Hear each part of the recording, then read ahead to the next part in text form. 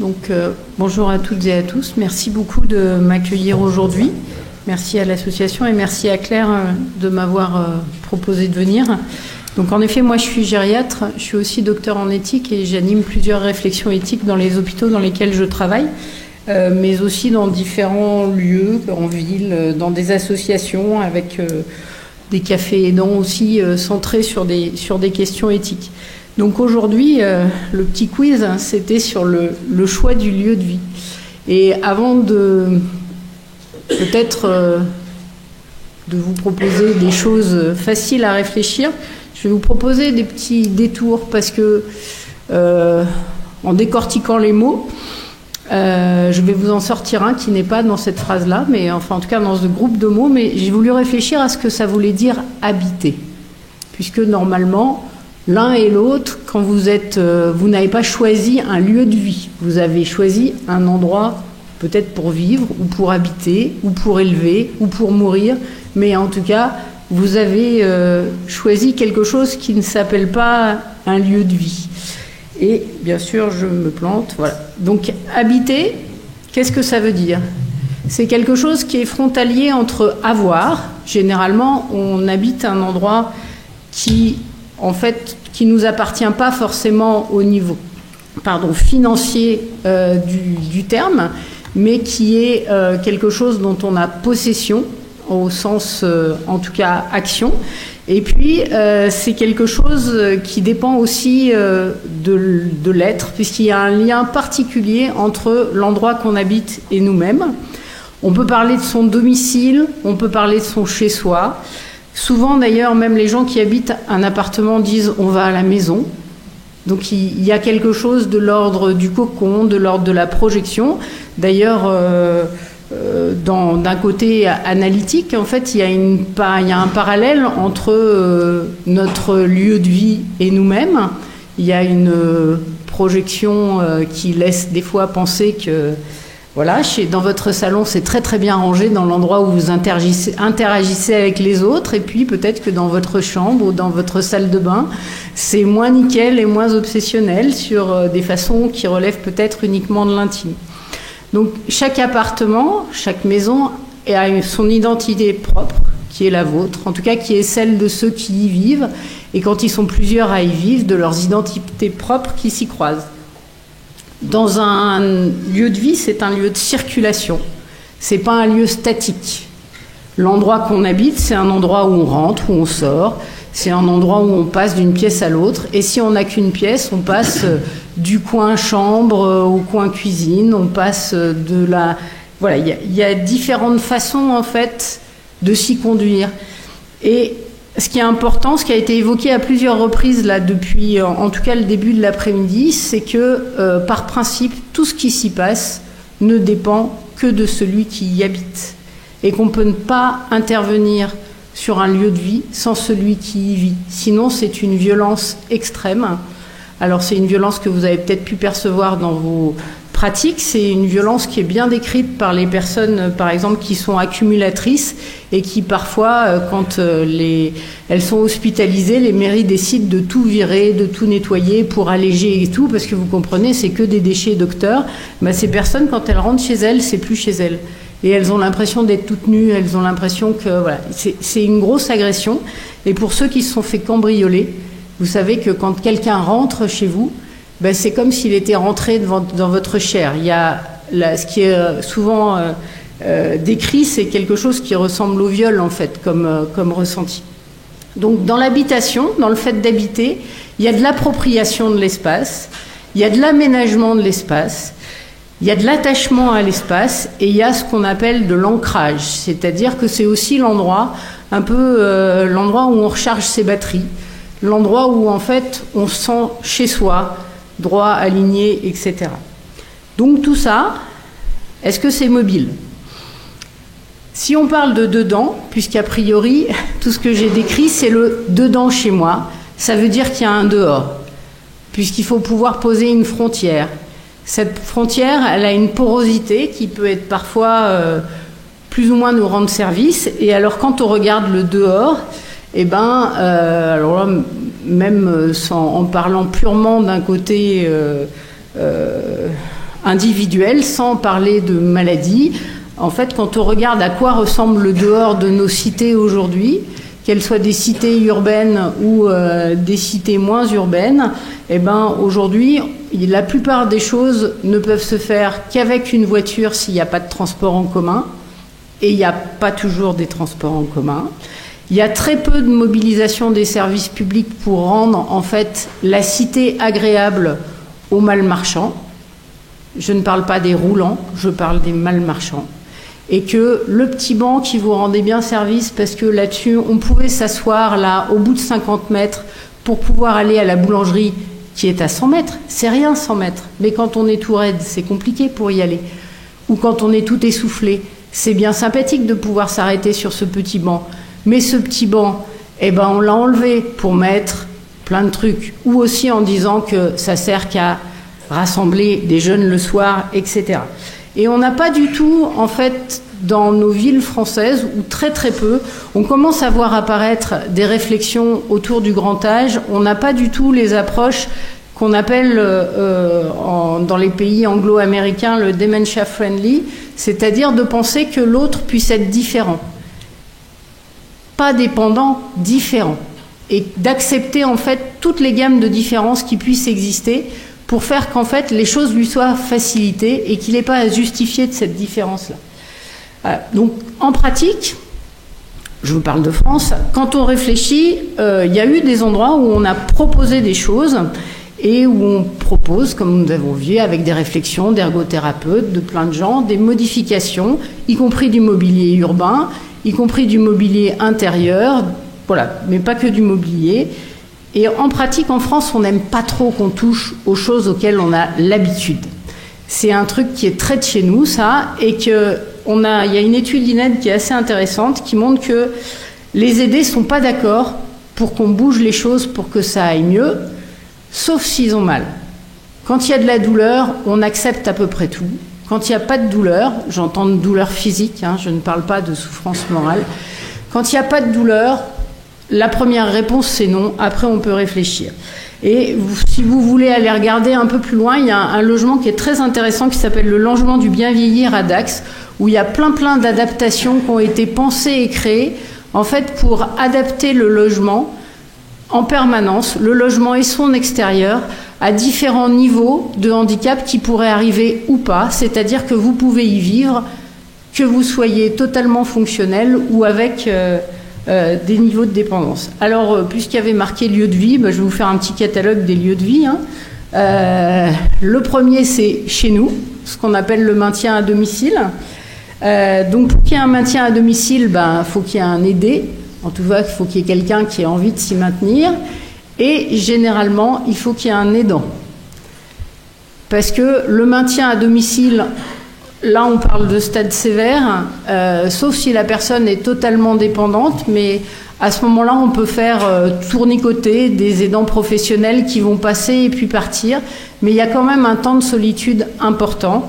Et voilà, donc il y a les aides qui peuvent être mises en place, quelles qu'elles soient, mais dans les aides, il me semble que il y a aussi, on en a beaucoup parlé, les aides à l'aidant, et en particulier l'idée qu'il puisse y avoir un accueil temporaire, un répit aussi de temps en temps proposé, ça fait partie du maintien à domicile. Pour que le domicile puisse être maintenu, rappelez-vous, pas de dedans sans de dehors, il faut qu'il soit accessible ce domicile, qu'il soit accessible aux professionnels. Nous, moi je vis à Paris, dans une zone où il y a plein de gens qui vivent dans des chambres de bonne. Il faut 3 escaliers en colimaçon différents pour y accéder une fois qu'on est sorti de l'ascenseur qui arrive au 6e étage. Mais la chambre de bonne est au 9e étage. Il y a un point d'eau dans la chambre. Il n'y a pas de toilette ailleurs que sur le palier. La douche est à l'étage d'en dessous. Voilà. Il n'y a pas que chez nous que ça arrive, mais ça rend compliqué le maintien à domicile. Mais oui, docteur, je vous promets, je lui ai dit qu'il resterait à la maison jusqu'au bout. Ben oui. Alors, la salle de bain, bien sûr, on a parlé des salles de bain. L'escalier, ce magnifique escalier que tout le monde aimait bien. C'est pour ça qu'on a choisi la maison, pour ce magnifique escalier en colimaçon, ce petit perron tout charmant où tout le monde se casse la figure. La domotique, souvent on n'aime pas trop, on a parlé de lumière tout à l'heure. Quand on rentre, tout s'allume, c'est perturbant. Voilà. Mais parfois ça rend de la vie. Et puis aujourd'hui, le maître mot, c'est pas du tout ça, c'est la sécurité. La première cause d'entrée en EHPAD, c'est la chute. Parce que qui est responsable quand la personne chute? Et je suis trop coupable de sentir que mon parent est là tout seul chez lui alors que moi je suis tranquille au boulot. Et ben ça, c'est pas supportable. Et comme vous le savez, dans les EHPAD, l'air est purifié, personne ne chute. Voilà. Donc, dans les lieux de vie possibles, je vous les fais tous parce que vous n'allez pas choisir ces lieux de vie-là si la personne est bien sûr avec un stade sévère, mais les personnes ne choisissent pas forcément d'avoir un jour un stade sévère. Donc forcément, elles peuvent vivre en colocation, elles peuvent vivre en papy-loft, en béguinage, en baba-yaga, en fait, dans toutes ces structures en fait, qui ont été créées pour accueillir des personnes qui n'avaient pas envie de vieillir toutes seules et donc qui vieillissent dans une communauté qu'elles ont choisie. Le problème, c'est que tout comme personne n'a prévu que les vieux meurent, ça c'est potentiellement Vianney qui en parlera après, moi, personne n'a prévu non plus d'être malade un jour. Donc le problème, c'est comment on fait quand finalement on a un domicile au sein d'une structure qui est un domicile différent avec d'autres qui vivent dedans, qui n'ont parfois pas non plus choisi d'être finalement des pseudo-aidants. La résidence-service, en fait, c'est... Alors, vous savez, avant, on avait appelé ça des foyers-logements, etc. C'est pas du tout adapté quand on a des problèmes de handicap lourd ou quand on est très malade. Il reste que souvent, les familles, surtout dans les coins un peu chics, trouvent que ça fait quand même beaucoup plus classe que l'EHPAD. Donc, de dire qu'on est en résidence-service, et donc ils préfèrent, même quand on leur dit non, mais il n'y a vraiment pas objet en fait à réfléchir sur ces lieux-là, même si ça coûte plus cher. En plus, dans les résidences-services, on peut louer ou acheter son logement. Le problème, c'est que dans la résidence-service, il n'y a pas de soins. Donc, si vous voulez du soin en plus, il faut le payer en plus de tout ce qui est payé au mois. Alors, c'est vrai qu'il y a le repas du midi servi, que c'est joli, généralement, c'est beau, c'est sympa. Il y a des animations qui sont purement intellectuelles, mais absolument pas de réadaptation, etc. Et puis la nuit, il y a un gardien. C'est même pas un auxiliaire de vie qui garde la maison, et de fait, ça pose des problèmes. Mais on a maintenant des cotations GIR dans les résidences-services pour essayer de prévenir plutôt que guérir. La famille d'accueil aussi, on en a quelques-unes en France. Ça coûte moins cher en fait que les structures précédemment citées, mais là aussi la formation des familles est un réel problème et que parfois elles n'accueillent pas qu'une seule personne, donc il faut aussi réfléchir à ça. Et le niveau de soins, on se rend compte que souvent quand les personnes sont en famille d'accueil, on nous appelle nous professionnels trop tard, en fait qu'il y a des choses qui ont été acceptées pendant trop longtemps sans pouvoir aider la personne avant. Et puis il y a l'EHPAD, donc ça, voilà, généralement tout le monde connaît mieux. Logiquement, les professionnels sont formés, logiquement il y a des animations, logiquement il y a des docteurs, logiquement il y a tout. Alors, il y avait choix dans la question. Et quels peuvent être les critères de choix? Alors les critères de choix classiques, comme d'habitude, c'est comment vous vous déplacez et comment est-ce que la personne interagit aux autres. Donc l'autonomie fonctionnelle, cognitive, la façon dont elle mange. Il y a aussi les ressources financières qui vont intervenir, en particulier sur la temporalité du choix, s'il va falloir demander de l'aide sociale ou pas. Il y a la localisation du lieu. Là, pendant que ce matin, là, on m'a saisi en urgence parce qu'il y a un monsieur relativement jeune qui vient de faire un AVC et qui est par ailleurs un monsieur handicapé, et ses parents habitent à Boulogne, et on prévoit d'envoyer ce monsieur en EHPAD à l'autre bout de Paris où ses parents ne pourront jamais aller le voir. Donc, voilà, qu'est-ce qu'on fait, qu'est-ce qu'on peut faire, etc. Le lieu, c'est quelque chose d'extrêmement important. Le lieu de vie, rappelez-vous la porosité entre ce qui est dedans et ce qui est dehors, c'est l'endroit aussi où vous pouvez recevoir des gens, puisque c'est l'endroit où vous vivez. Donc ça ne sert à rien d'aller dans un endroit où personne ne peut vous voir. Et puis il y a le temps d'attente de la place. Alors ça, c'est les critères de choix sur papier.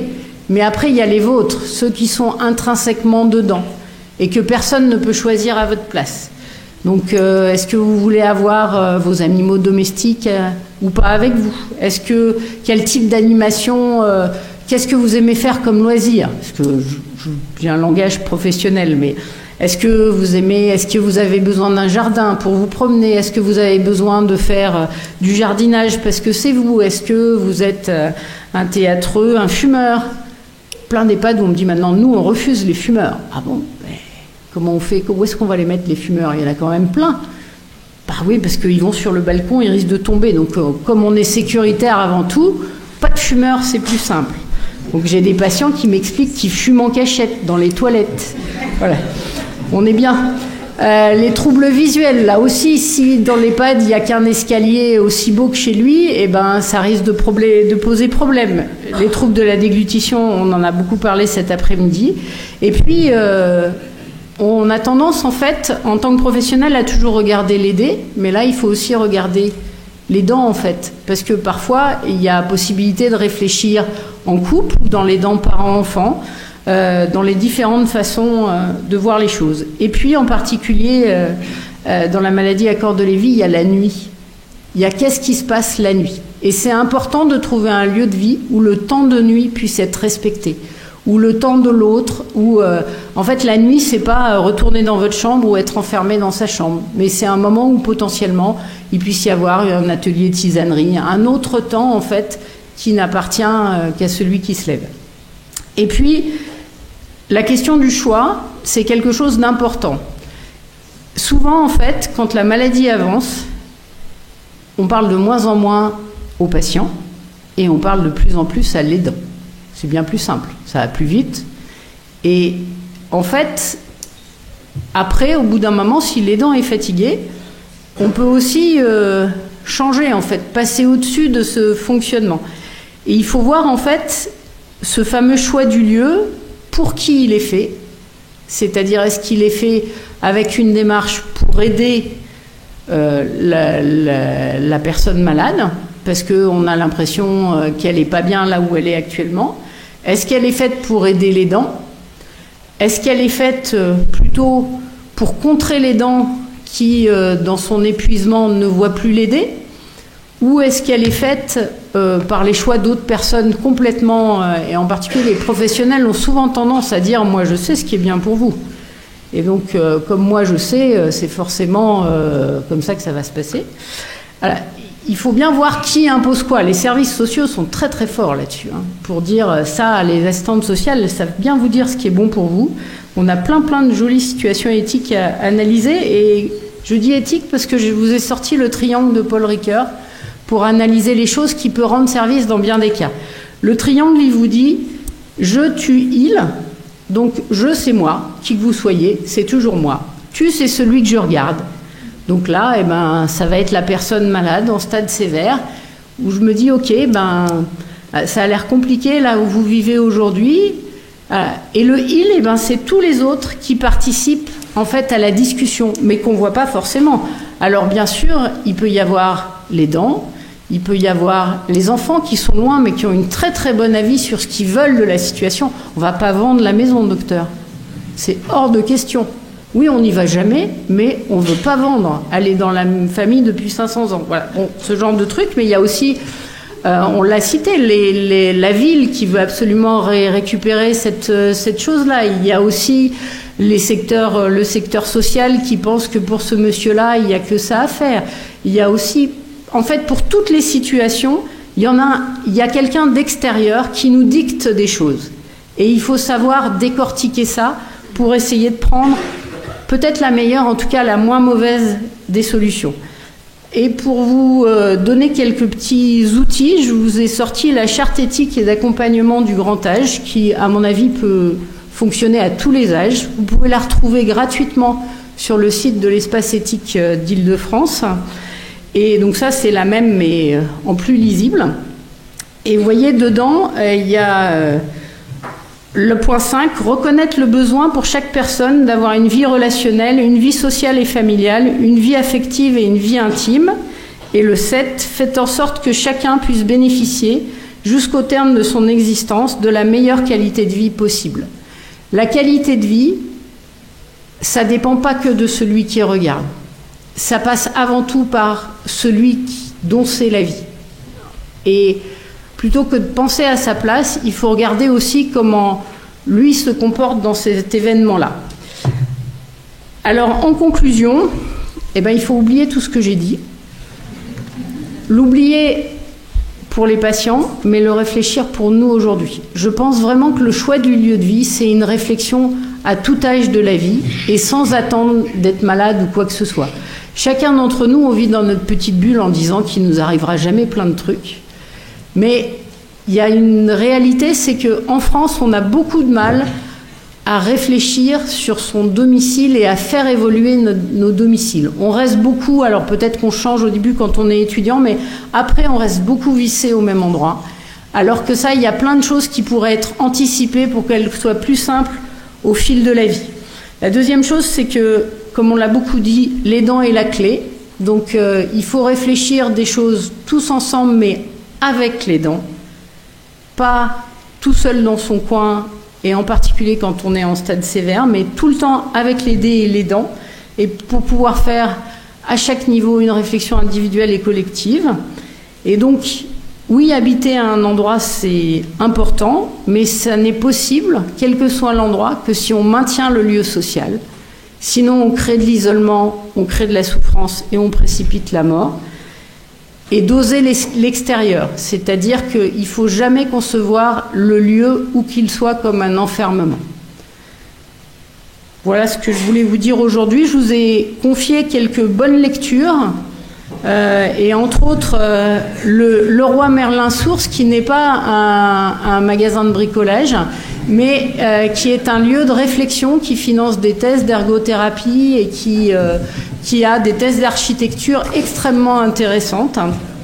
Et le film Une vie d'aimante, que vous avez peut-être vu, qui met en exergue le quotidien d'une personne malade et de son fils et sa belle-fille, aidant malgré eux, aidant jeunes, et de leur fluctuation aux uns et aux autres. Merci beaucoup de votre écoute.